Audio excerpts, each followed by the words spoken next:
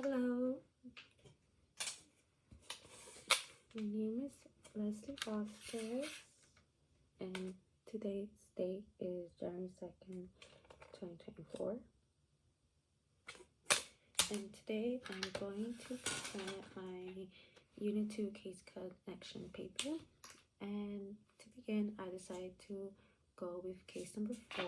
So, in summary, this case is basically about a 2-month-old baby who showed up with symptoms of improper sleeping and hypoglycemia, which is, in other words, low blood glucose levels, and epinephrine is administered to the baby.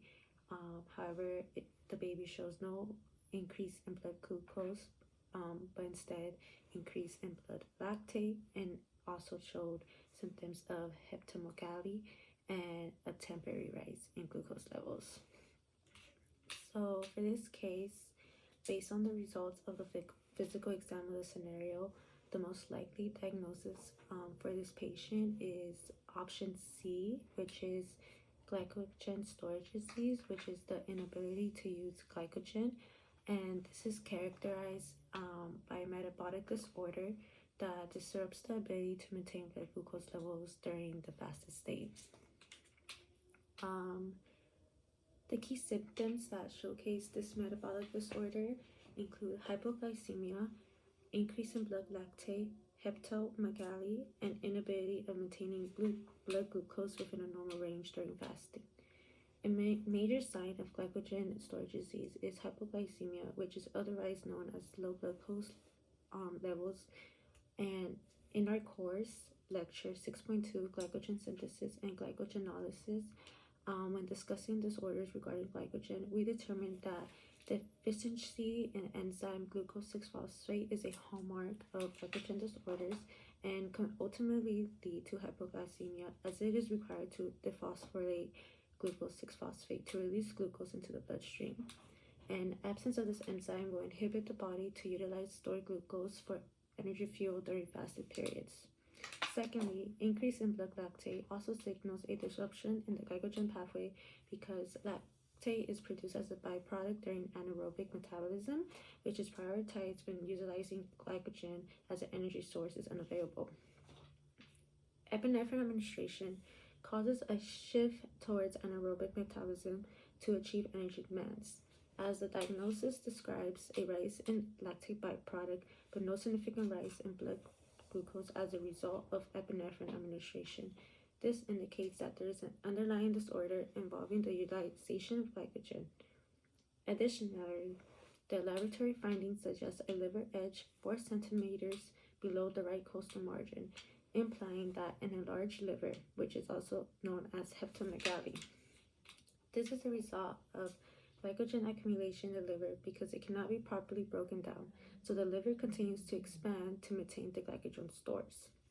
Lastly, because blood glucose levels increases only after breastfeeding, but the patient is unable to maintain the levels within a normal range during fasting, this implies that the patient is able to utilize exogenous glucose appropriately, but is unable to utilize endogenous glucose stores, implying that there's a disruption in the endogenous pathways of glycogen stores. The other options that are given in this case are not good fits for the described laboratory results of the scenario.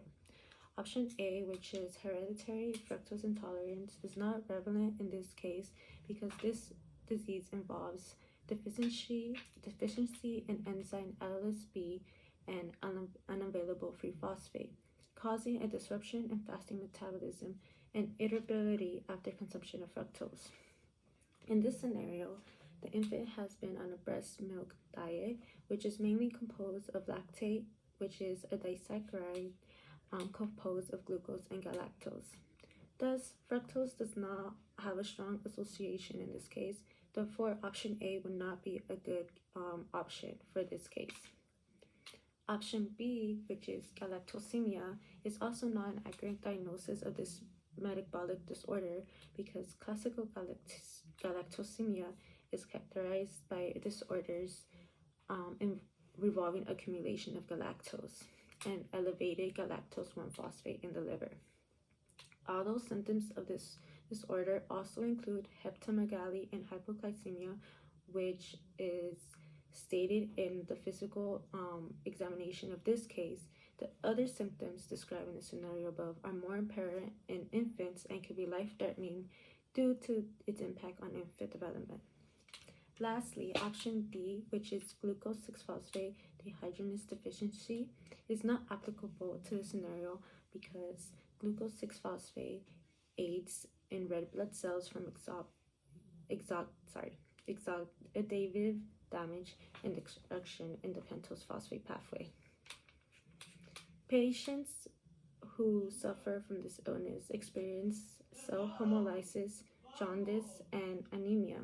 These patients, therefore, do not have a strong association or indications of hepatomegaly, hypoglycemia, or destruction in the metabolic endogenous pathways.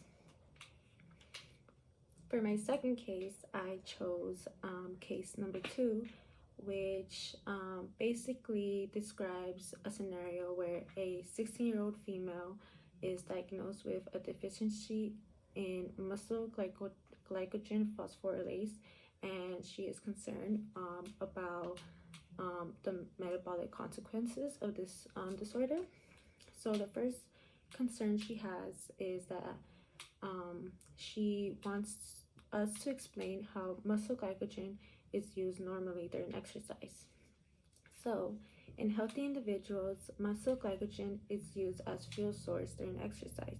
This is an endogenous energy source in the form of glycogen molecules which are accumulated in the fed state. During physical activity, these glycogen particles are broken down to free glucose particles that later become oxidized through anaerobic pathways to produce ATP. The primary anaerobic pathway used is glycogenolysis and enzyme glycogen phosphorylase, and this enzyme works to free glucose 1-phosphate from storage tissues. Glucose 1-phosphate is then isomerized to glucose 6-phosphate to be shuttled into glycolysis to produce ATP, which is required for muscles to contract during physical activity. In short, glycogenolysis is an efficient metabolic pathway that provides rapid energy through stored glycogen sources to execute physical activities when endogenous energy sources may be depleted.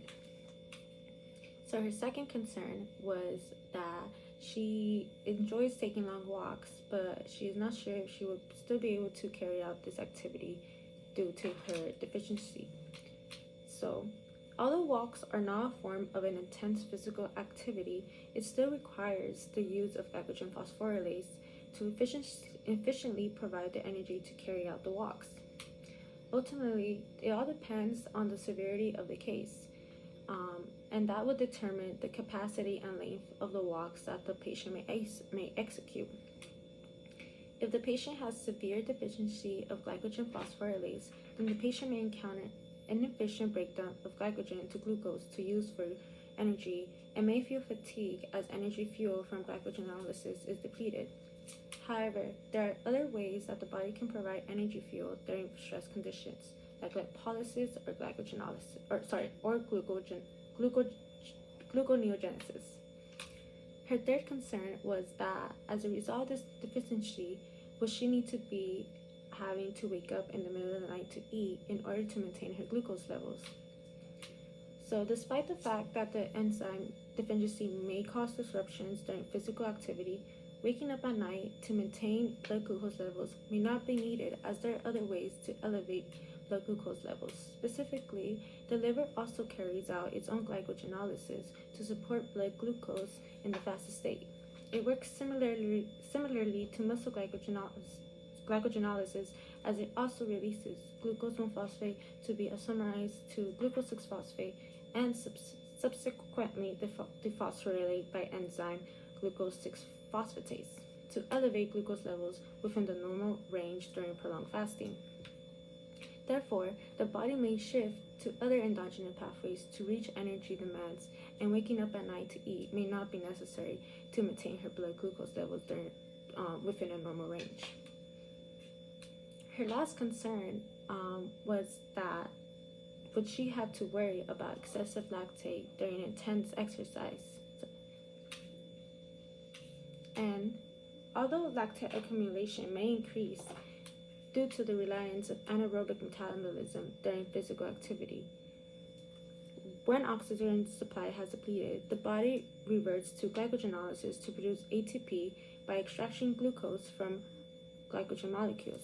However, a result of this pathway is the generation of lactate as a byproduct. Lactate can accumulate when there is insufficient processing of pyruvate, which is converted to lactate. In the end, someone with glycogen phosphorylase deficiency will most likely have more elevated levels of lactate production than someone who has healthy levels of this enzyme. Lactate accumulation can also be toxic because it can lead to a disease called lactate acidosis, which can become severe if a patient is untreated. Thank you so much